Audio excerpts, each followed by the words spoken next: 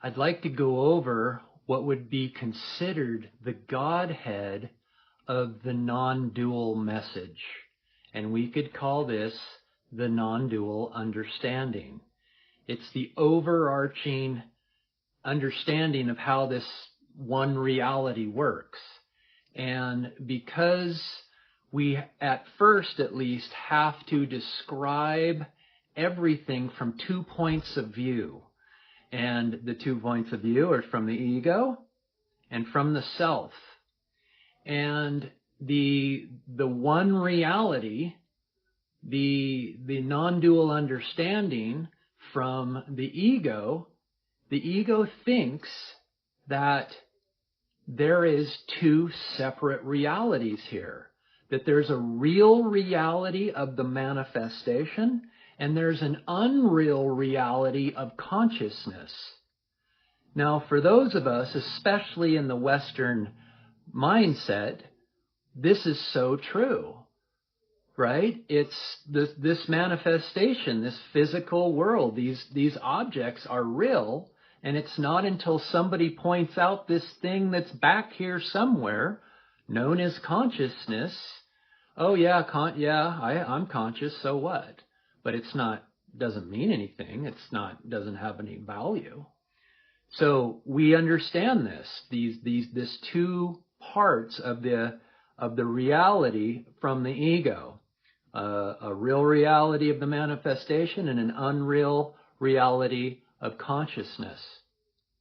Now, from the point of self, self only knows one reality of consciousness, of itself. Self is consciousness. And you might have heard me say this before and explain it this way, that non-duality is actually trying to describe 2 sides of a one-sided coin, right? Because there's not 2 of anything. This is Advaita. This is one without a second. So there can't be a coin with 2 sides.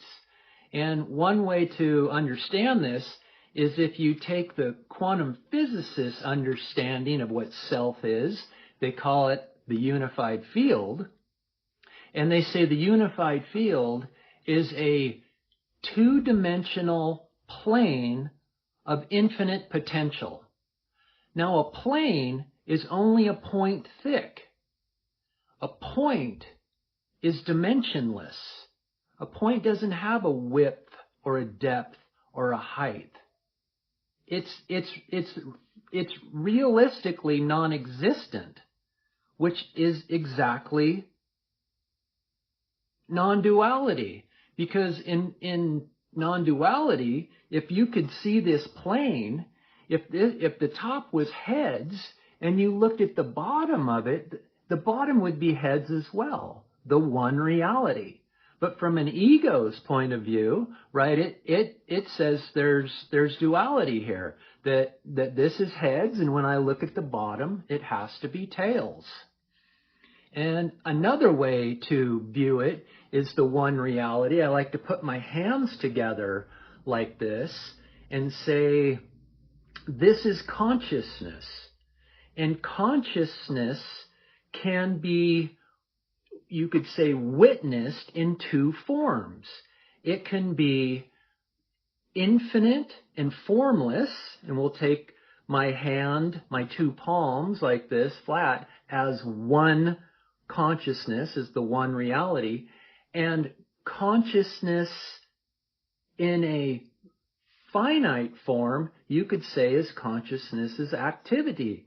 That would be consciousness dancing around like this. But it never becomes separate from itself. Its activity, consciousness's activity, never pulls itself apart from itself to be able to turn back and look at its infinite self. That would be duality. So this is the one reality from the self's point of view.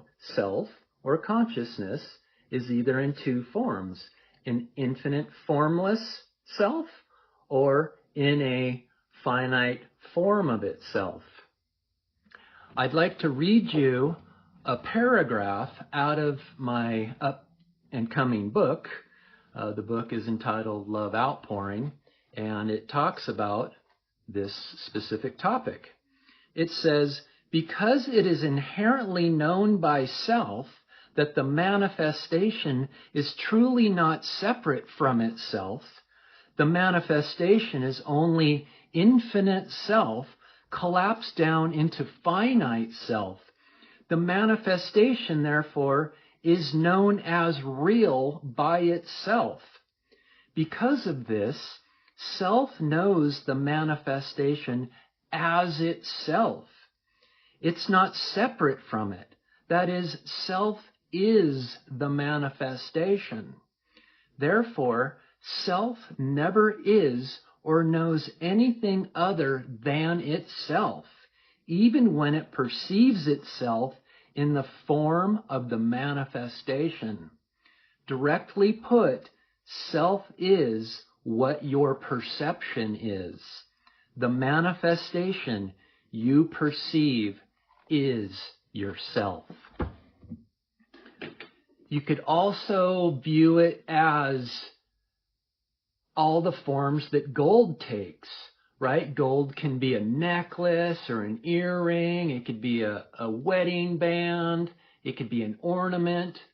And so it's only the one reality of gold appearing as all of these objects. And that is precisely the non-dual understanding. There is one substance of reality here.